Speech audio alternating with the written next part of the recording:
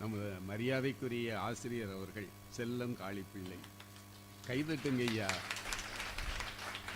ஒரு ஸ்பானிஷ்காரருக்கு தமிழ் சொல்லி கொடுத்ததுக்காகவே 100 தடவை அவருக்கு கைதட்டலாம். பேசுங்க ஐயா. அனைவருக்கும் வணக்கம். அனைவருக்கும் வணக்கம். கேக்குதா?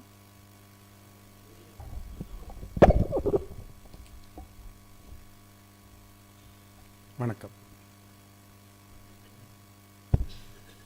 நல்லா இருக்கு. ஐக்கிய தமிழ் மன்றத்தின் தமிழ் உறவுகளே, நடுவர் அவர்களே, கம்பன் கவி பாடிய பெண் கதாபாத்திரங்கள் மட்டுமல்ல, கம்பனின் புகழை பாட வந்த பெண்களும் வெளியிருக்கிறோம் என்று மேடை அலங்கரித்துக் கொண்டிருக்கின்ற அனைத்து பெண் கதாபாத்திரங்களுக்கும் வருக வருக என்று சொல்லி என்னுடைய உரையை. ஐயா, எனக்கு முன்னாடி பேசின மைத்திலி அம்மையார் ஒரு பன்முக கலைஞர். அவர் நிறைய நாவல்கள் எழுதியிருக்கிறார், சிறுகைகள் எழுதுவார். அவருக்கு நான் ஒரு பரம விசிறி. அவருடைய எழுத்துக்களை நீங்கள் படித்தா தெரிஞ்சிருக்கும். ஒரு மூலப்பொருள், எல்லா கதைகளிலுமே மூலப்பொருள் என்னவா இருக்கும்னா பெண்ணியம் தான் இருக்கும். பெண்ணியத்தை தான் பெருசாக பேசுவாங்க. அப்படிப்பட்ட ஒரு நபர் இன்னைக்கு இந்த தலைப்புக்காக வண்டி வண்டியா கதை விட்டு போயிருக்காங்க. சரி, அதுதான் நீங்க கதையாசிரியர்னு சொல்லிட்டீங்கல்ல. அப்படிப்பட்டவர் ஒரு கேள்வியோட தொடங்கினார். ராமாயணத்தை, ராமனுடைய கதை, அது ராமாயணம் தானே சொல்றோம், சீதாயணம்னு சொல்லதில்லையே அப்படின்ட்டு. உண்மைதான். அம்மா பஞ்ச கன்னியர்னு சொல்றோம். யாரை சொல்றோம்? சீதா, அகல்யா, தாரை, அவங்களே சொல்றாங்க, மண்டோதரி, திரௌபதி. இதுல 4 கதாபாத்திரங்கள் கண்பன் வடித்த பெண் கதாபாத்திரங்கள். அப்படி இருக்கும்போது உங்களால் ஒரு கற்புக்கு அரசனை காட்ட முடியும் என்றால், எங்களால் கம்பராமாயணத்திலிருந்து 4 கற்புக்கரசிகளை காட்ட முடிகிறது. இப்போ ராமாயணம்னு சொன்னாலே பொதுவாகவே நமக்கு பெண் கதை, குறிப்பாக பெண் கதாபாத்திரங்களை பற்றி பேசும்போது எதிர்மறை பாத்திரங்கள் தான் ஞாபகம் வரும். தாடகை, கைகேயி, மந்தாரை. ஆனால் என்னுடைய பார்வைங்கள ஐயா, கம்பன் வடித்த ஒரே ஒரு எதிர்மறை கதாபாத்திரம் ராவணன் மட்டுமே. ஏன்னு கேட்டீங்கன்னா, ராவணனுடைய அவதாரம் எதுக்கு? அதனுடைய அவதார நோக்கம் என்ன? ராவண வதம். அந்த ராவண வதத்தை நிறைவேற்றுவதற்கு துணை புரிகின்ற அத்தனை கதாபாத்திரங்களும் நேர்மறை கதாபாத்திரங்கள் தான் என்பது என்னுடைய கூற்று, தாடகை உள்பட. ஏன்னா விஸ்வாமித்திரர் ராமனுக்கு கொடுத்த அப்ரண்டிஸ். நாளைக்கு ராவணனை வதம் செய்வதற்கு அவருக்கு சின்ன வயசுலேருந்தே கொடுக்கப்பட்ட பயிற்சி தான் தாடகை வதம். அப்படிதான் நான் பார்க்கிறேன். இப்போ ஆதிகவியாகிய வால்மீகி தான் படைத்த ராமாயணத்தை அப்படியே உள்வாங்கிய கம்பன் ராமாவதாரம் அப்படின்ட்டு தமிழில் மொழியாக்கம் செய்கின்றான். அப்படி செய்யும் போது வால்மீகியால் சிறப்பாக கூறப்படாத சில கதாபாத்திரங்களை, குறிப்பாக பெண் கதாபாத்திரங்களை நம்முடைய தமிழ் கலாச்சாரத்திற்கும் நம்முடைய தமிழ் பண்பாட்டிற்கும் எந்த விதத்திலும் இழுக்கு வந்துவிடக்கூடாது என்பதற்காக அடிப்படையிலேயே சில மாறுதல்களை செய்கிறார். அப்படி அவன் செய்யப்பட்ட கதாபாத்திரங்களில் நேரத்தின் அருமை கருதி வெறும் 3 கதாபாத்திரங்களை, பெண் கதாபாத்திரங்களை எடுத்துக்கொண்டு வால்மீகியிலிருந்து அவன் எவ்வாறு வேறுபட்டு நிற்கின்றான், எப்படி அந்த கதாபாத்திரங்கள் மிளிரச் செய்கிறான் என்பதை முன்வைக்க போகிறேன் என்னுடைய வாதத்தை. முதலில் சபரி. வால்மீகி சொல்லப்பட்ட சபரி ஆரண்ய காண்டத்தின் கடைசி படலம் சபரி மோக்ஷம். அதுல மற்ற மதங்காசிரமத்தில் தங்கியிருக்கிற மற்ற முனிவர்கள் எல்லாம் மோக்த சக்தி அடைய சித்தமா இருக்கும்போது இவளும் கூட போறோம்னு நினைக்கிறா. அப்ப அவளுக்கு சொல்லப்பட்டது என்ன?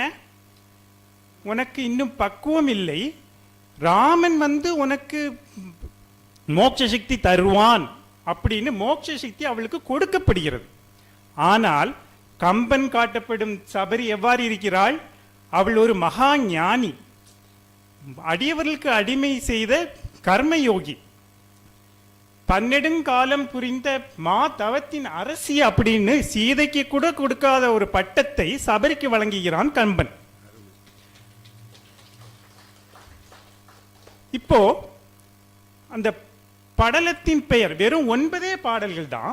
அந்த சபரிக்குன்னு தனி ஒரு படலம் அமைத்து சபரி மோட்சத்தை சபரி பிறப்பு நீக்கு படலம் அப்படின்னு அமைக்கிறார்.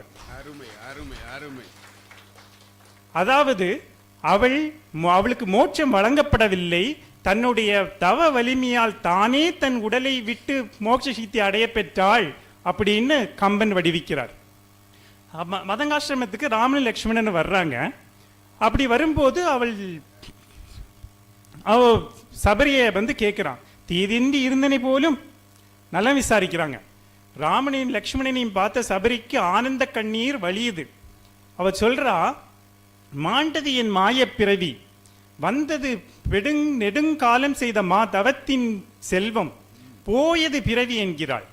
எனக்கு பிறவியே அற்று போச்சு, எனக்கு இது போதும் அப்படின்னு சொல்லிட்டு அவங்க முன்னாடி தீயை மூட்டி தன் உடலை விட்டு அப்படி மோட்ச சக்தி போறதா கம்பன் வடிவமைக்கிறார் அந்த சபரியை.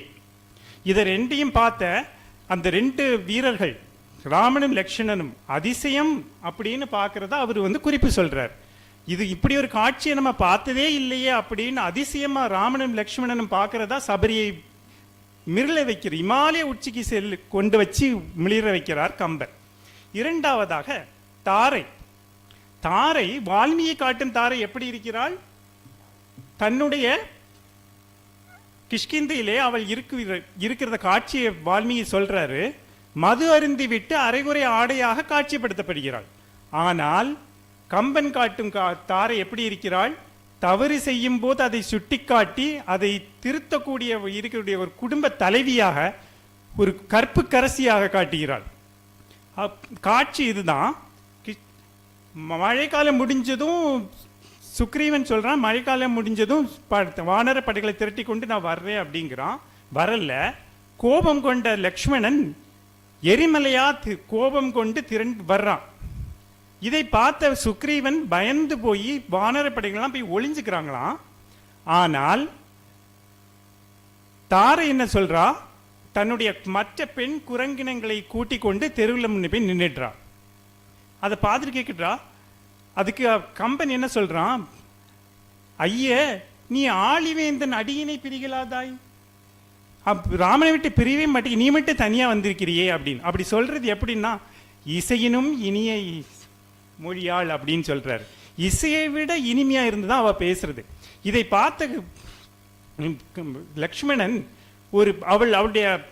அவளுடைய உருவத்தை பார்க்கிறான். மங்கள அணிகள் துறந்து வெண்ணாடை போர்த்தி கழுத்து வரைக்கும் போர்த்தி கொண்ட அவளை பார்க்கும்போது ஒரு முழு அந்த பாடல் அப்படியே வர்ணிக்கிறார். அந்த முழு வெண்ணிலவை பார்த்த மாதிரி இருந்துச்சுது அப்படின்னு சொல்லிட்டு தன் தாயர் ஆர்குலாம் அலங்கல் மார்பன் தன் தாயரை நினைந்து நைந்தான் அப்படிங்கிறார். அந்த நைந்தான்னு வேட ஐயா நீங்க கூட யூஸ் பண்ணீங்க உரையில, முன்னுரையில. நைதல் அப்படின்னா என்னது? நம்ம சின்ன வயசுலாம் இந்த ட்ரெஸ் ஆடை வந்து நஞ்சு போச்சு அப்படிம்போம். ஐயா கூட யூஸ் பண்ண அந்த வார்த்தையை. ஸோ நஞ்சு போச்சான். அவ என்ன நினைக்கிறான்? நம்மளுடைய அம்மா தசரனே இழந்த தன்னுடைய 3 தாய்மார்களும் இப்படிதானே இருப்பாங்க. ஏன்னா 12 வருஷமா அவன் தாயரை பார்க்கவே இல்லை, நினைக்கவே இல்லை. தாரையை பார்த்ததும் அவனுக்கு தாயரின் ஞாபகம் வந்துடுச்சு அப்படிங்கிறான். அவர் சொல்றாரு, நங்கையை கண்ட வள்ளல் நயனங்கள் பனிப்ப நைந்தான் அப்படின்னு. அவனுக்கு அழுக வந்துடுச்சு அப்படின்ட்டு.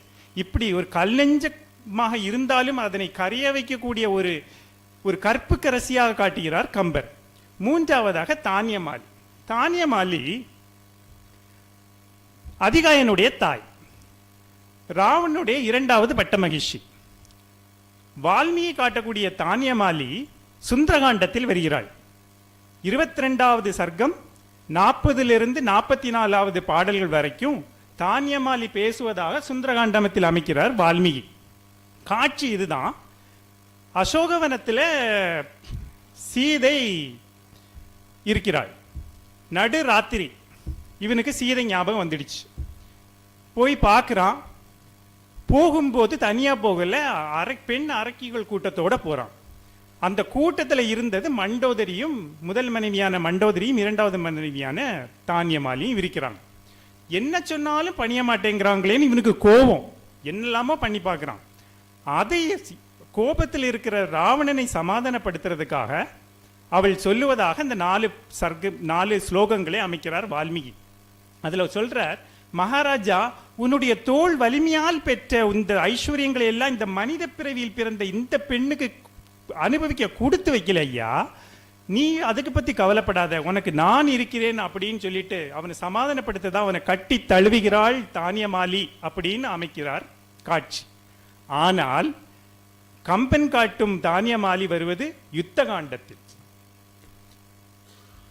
லக்ஷ்மணனால் அதிகாயன் கொலை செய்யப்பட்டான். இந்த செய்தியை கேட்ட தானியமாலி அரண்மனையில் இருந்து ஓடி வர்றாளாம். எப்படி வர்றாள்? எரிமலையிலிருந்து குழம்பு பெஞ்சு கண்ணுல பாஞ்சா எப்படி இருக்குமோ அந்த மாதிரி அழுது கொண்டு தன்னுடைய இளமுலைகளையும் தன் பிஞ்சு விரல்களால் அடித்து கொண்டு அலறி கொண்டு வருகிறாள். அப்படி வர்றவாள் கேட்கிறாவா பிராமணன்ட்ட, சீதையால் இன்னும் வருவ சிலவேயோ, இன்னும் சீதையால் இன்னும் என்னெல்லாம் நீ அனுபவிக்க போறியோ அப்படின்னு கேட்கிறார். வரிசையா கேள்வி கேட்கிறார். அப்படி கேட்டுக்கிட்டு ராவணனுக்கு மட்டும் கேள்வி கேட்கல, இந்திரஜித்தையும் கேட்கிறான். அக்ஷயகுமாரன் மாண்டான், அதிகாயன் கொலை செய்யப்பட்டான், ஆனால் மண்டோதரி மகனே, இனி நீ ஒரு கால் திக்கு விஜயம் செய்யாயோ, நீ முடிஞ்சா இன்னும், ஏன்னா கூட பிறந்தவங்க எல்லாருமே போயாச்சு, உனக்கு தைரியம் இருந்த ஆம்பளையா இருந்தா நீ திக்கு விஷயம் போய் பாரு அப்படின்னு ராவணனுக்கும் தன் மகனுக்கும் மண்டோதரியின் மகனாகிய இந்திரஜித்துக்கும் சவால் விடுகிறாள் தானியமாலி. இப்படி ஐயா நான் இப்படி நீ சொல்லி நிறைவு செய்கிறேன். ஒரு பானை சோற்றுக்கு ஒரு சோறு பதம் அப்படின்னு சொல்லுவாங்க. அப்படி பார்க்கும்போது மனித குலத்திலே பிறந்த ஒரு சபரி மகா ஞானியாக, குரங்கினத்திலே பிறந்த ஒரு தாரை குடும்பத் தலைவியாகவும் கற்பு கரசியாக, அரக்கர் குலத்திலே வந்த தானியமாலி தவறு செய்பவன் தன் கணவனே ஆனாலும் தட்டி கேட்கும் ஒரு புரட்சி பெண்ணாக காட்சிப்படுத்துகிறார் கம்பர். அதனால் ஐயா அவர்களே, கம்பன் காட்டு பாத்திரங்களில் பெரிதும் மிளிர்வது பெண் கதாபாத்திரங்களே என்று சொல்லி வாய்ப்புக்கு நன்றி கூறி விடைபெறிய நன்றி. நல்லா கைதட்டலாம். ஏனென்றால் பேசுகிறவர்கள் பெரும்பாலும் பெரிய பாத்திரங்களைத்தான் எடுத்து பேசுவார்கள். ஆனால் நமது மரியாதைக்குரிய சகோதரர் அவர்கள் 3 பாத்திரங்கள், 3மே பெரிய பாத்திரங்கள் அல்ல. ஒரு சபரி, அதே போன்று தாரை, தானியமாலி, மிக குறைவாகவே வருகிறவர்கள். அவர்களிடத்தில் எத்தகைய நற்பண்புகளை கம்பர் காட்டியிருக்கிறார் என்று சொன்ன முறை மிகவும் பாராட்டுக்குரியது. வாழ்த்துக்கள். அவர் பேசல ஒரு சொல்ல கூட எடுக்க முடியாது. தேவையற்ற சொல் ஏதும் இல்லாமல் கருத்தோடு பேசுவதுக்கு பேர் தான் ஐயா பட்டிமன்றம். இப்போ அது வெறும் நகைச்சுவை மன்றமாக மாறி வருகிறது. ஆனால் அந்த மாண்பு குறையாமல் பேசிய உங்களுக்கு என்னுடைய அன்பான வாழ்த்துக்களும் பாராட்டுக்களும்.